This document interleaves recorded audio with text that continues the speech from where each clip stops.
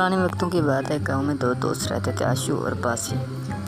आशु नहायत ही शरीफ और ईमानदार था, लेकिन बासी बहुत ही ज़्यादा चालाक था।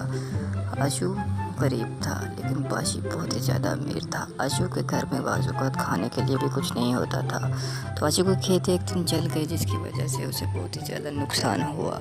खेत जलने का नुकसान इतना हुआ कि उसे लोगों से कर्जा लेने की ज़रूरत पड़ गई। उसकी सारी चीज़ें बिक गई। लेकिन दूसरी तरफ बासी, जो उसका दोस्त था, वो बहुत ही ज़्यादा अमीर था, क्योंकि उसकी दुकान बहुत ही ज़्यादा चलती थी। आशु एक दिन परेशानी में अपनी बीवी से बात कर रहा था कि वो पैसे कहाँ से लेके आए। उसे समझ नहीं आ रहा, सारे खर्चे मौजूद हैं, लेकिन उसके कुछ समझ नहीं आ रहा। उसने बहुत सोचा है, लेकिन क्या करूं। उसकी बीवी उसे मशवरा देती है कि तुम ऐसा क्यों नहीं करते कि अपने दोस्त बासी के पास जाओ और उससे कुछ पैसे का उधार ले लो। उसकी बीवी मज़ीद कहती है कि वो तो तुम्हारा बचपन का दोस्त है, वो तुम्हें दे भी देगा। इस तरह तुम्हें किसी और के सामने हाथ फैलाने की ज़रूरत नहीं पड़ेगी। उसकी बीवी उसे काफ़ी मनाने के बाद भेज देती है। आशु भी मान जाता है कि हाँ, तुम ठीक कह रही हो, मेरा दोस्त है, वो मेरे इस बुरे हालात में मेरी मदद ज़रूर करेगा। आशु चला जाता है, बासी के घर पहुंचता है और बासी को जाके कहता है कि यार, तुम्हें तो मालूम है कि मेरे घर के हालात कैसे ख़राब चल रहे हैं। मेरे खेत जल गए, जिसकी वजह से मुझे बहुत ज़्यादा नुकसान हुआ। लेकिन बासी कहता है कि यार, इसमें मैं क्या कर सकता हूँ। आशु से कहता है कि यार, तुम मुझसे ऐसा करो कि थोड़े अरसे के लिए कुछ पैसे उधार दे दो। बासी कहता है यार देख, मेरे हालात भी बहुत ही ज़्यादा कमज़ोर चल रहे हैं, मेरे पास भी इतने पैसे नहीं हैं कि मैं तुझे दे सकूँ। ये सब कुछ सुन रहा होता है और आशु कहता है कि यार, लेकिन गांव वाले तो कहते हैं कि तेरी दुकान बहुत अच्छी चलती है, तू तो बहुत ही ज़्यादा अमीर है।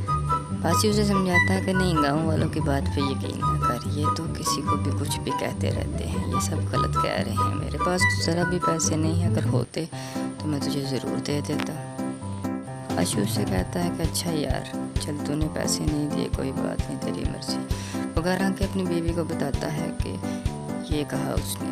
उसकी बीवी कहती है कि वो झूठ बोल रहा है, उसके पास बहुत पैसे हैं। लेकिन अब क्या कर सकते हैं, उसने पैसे तो दिए ही नहीं, कुछ भी नहीं हो सकता। खैर, वो दोनों परेशानी में बैठते हैं और सोचते हैं कि अब पैसे का बंदोबस्त कैसे किया जाए। अभी ये बात कर ही रहे होते हैं कि उसे ख्याल आता है कि क्यों ना वो किसी और के पास उधार लेने जाए। लेकिन उसकी बीवी मना कर देती है कि तुम जिसके पास भी जाओगे वो तुम्हें नहीं देगा। तुम ऐसा करो, तुम लकड़ियाँ काट के अपने लिए गुजारा कर लो। तो अगले दिन वो सुबह उठता है और लकड़ियाँ काटने के लिए जंगल में जाता है। जंगल में जाकर कहीं पे खड़ा होकर लकड़ियाँ काटना शुरू करता है। वो जिस दरख्त को काटता है, उस दरख्त में से कुछ पानी निकलना शुरू हो जाता है। थोड़ी देर वो खड़ा से हैरत से देखता रहता है कि ये किस किस्म का पानी है। बाद में वो गौर करने पर मालूम होता है कि ये जो पेट्रोल है। वो बहुत ही ज़्यादा खुश हो जाता है और घर आकर अपनी बीवी को बताता है कि आज वो जंगल में एक जगह पे लकड़ियाँ काटने गया था। वहाँ पे उसे जिस दरख्त को उसने काटा, उसमें से पेट्रोल निकला। उसकी बीवी खुश हो जाती है। अब वो रात को वापस जाता है और चुपके से उस पेट्रोल को लेके आता है और शहर में जाके बेचना शुरू कर देता है।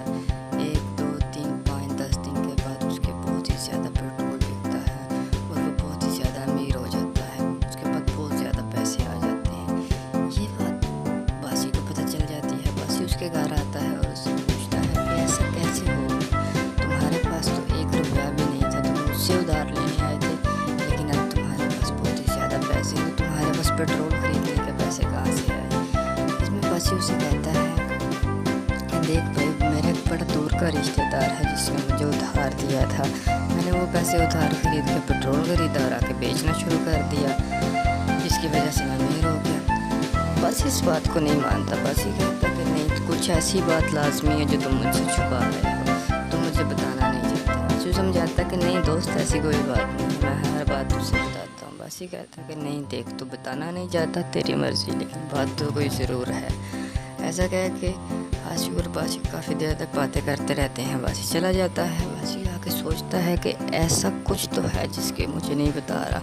अब मैं सोचता हूँ कि इस पर नज़र रखता हूँ ताकि मैं इसको देख सकूँ कि ये कहाँ से जाके पैसे कमाता है।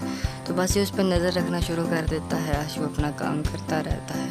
दोबारा उसके घर आके उसे धमकी देता है कि देख, तूने मुझे ना बताया तो मैं लोगों को बता दूंगा कि तू चोरियां करता है।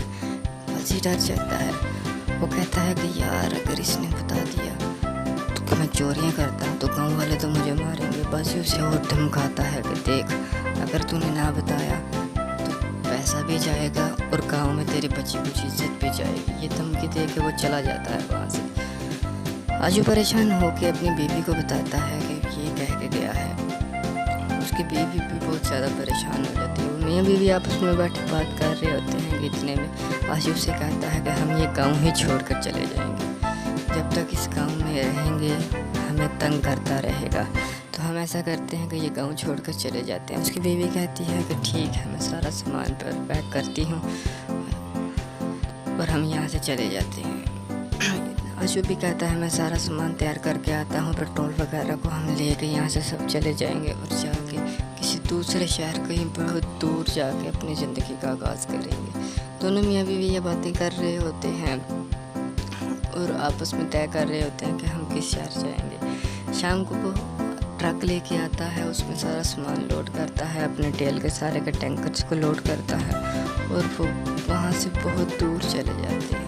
अगले दिन सुबह आशु उसके घर आता है और देखता है कि यहाँ पे ताला लगा हुआ है। वो बहुत ही ज़्यादा परेशान होता है क्योंकि वो तो ये सोच के आया था कि शायद आशु उसकी धमकी से डर गया होगा और वो उसे बता देगा कि कहाँ से उसने इतने पैसे लिए, लेकिन वो